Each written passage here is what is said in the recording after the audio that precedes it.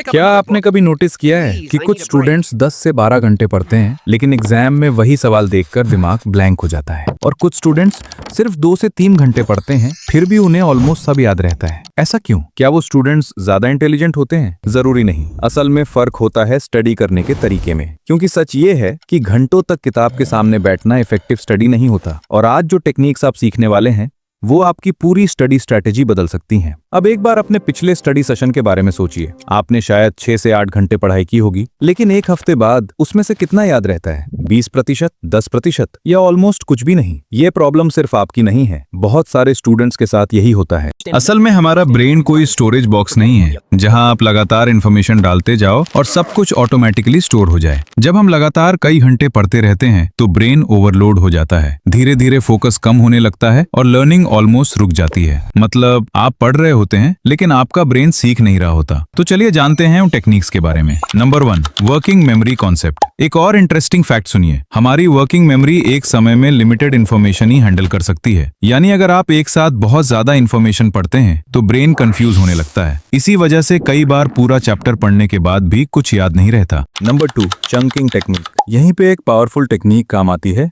Chunking. इसका मतलब है इन्फॉर्मेशन को छोटे छोटे मीनिंगफुल पार्ट्स में डिवाइड करना। एग्जाम्पल के लिए, अगर आप 40 पेजेस का चैप्टर पढ़ रहे हैं तो उसे 4 या 5 पार्ट्स में डिवाइड कर दीजिए। हर पार्ट को समझिए, फिर आगे बढ़िए। जब इन्फॉर्मेशन चंक्स में आती है तो ब्रेन उसे ज्यादा आसानी से स्टोर कर लेता है। Number 3, passive versus active study. अब एक सीन इमेजिन करें। 2 स्टूडेंट्स एक ही चैप्टर पढ़ रहे हैं। पहला स्टूडेंट सिर्फ पढ़ रहा है और इंपॉर्टेंट लाइंस हाईलाइट कर रहा है। दूसरा स्टूडेंट कुछ देर पढ़ने के बाद बुक बंद करता है और खुद से पूछता है, मैंने अभी क्या पढ़ा? गेस क्या होगा? दूसरे स्टूडेंट को चैप्टर ज्यादा समय तक याद रहेगा, क्योंकि वो एक्टिव रिकॉल यूज कर रहा है। Number 4, active recall. Active recall का मतलब है ब्रेन से इंफॉर्मेशन को वापस निकालना, जैसे खुद से क्वेश्चंस पूछना, कॉन्सेप्ट को एक्सप्लेन करना या बिना देखे पॉइंट्स लिखना। जब आप ऐसा करते हैं तो ब्रेन में स्ट्रॉन्ग मेमोरी पाथवेज बनते हैं। इसी वजह से लर्निंग फास्ट हो जाती है। Number 5, forgetting curve. अब एक और इंटरेस्टिंग चीज, साइकोलॉजी में एक कॉन्सेप्ट है फॉरगेटिंग कर्व।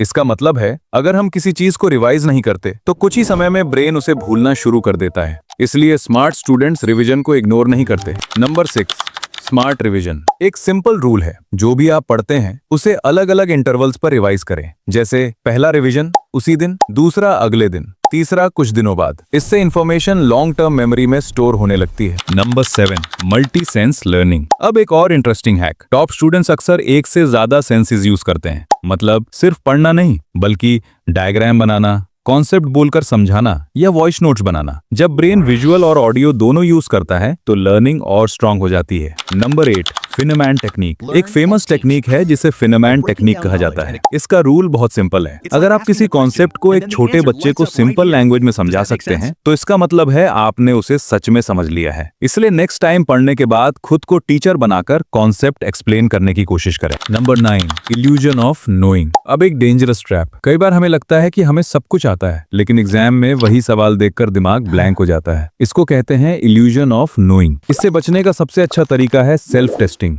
मतलब खुद को टेस्ट करना। Number 10, deep focus rule. अब आखिरी लेकिन बहुत इंपॉर्टेंट रूल, ब्रेन लंबे समय तक डीप फोकस में नहीं रह सकता। इसलिए स्मार्ट स्टडी का मतलब है शॉर्ट बट पावरफुल सेशंस। जब आप डिस्ट्रैक्शन फ्री डीप फोकस के साथ पढ़ते हैं तो 2 से 3 घंटे की स्टडी भी बहुत इफेक्टिव हो सकती है। इसलिए अगली बार पढ़ते समय सिर्फ ये मत सोचिए कि आज कितने घंटे पढ़ना है, बल्कि ये सोचिए कि आज कितनी फोकस स्टडी करनी है। क्योंकि सच ये है कि स्मार्ट स्टडी हार्ड स्टडी से ज्यादा पावरफुल होती है। अगर आपको ऐसे साइंस बेस्ड स्टडी टेक्निक्स पसंद है तो वीडियो को लाइक जरूर करें और कमेंट में लिखिए स्मार्ट स्टडी, ताकि हमें पता चले आप ऐसे और वीडियोस देखना चाहते हैं। और चैनल को सब्सक्राइब करना मत भूलिए, क्योंकि यहाँ हम सीखते हैं कम समय में ज्यादा सीखने के स्मार्ट तरीके।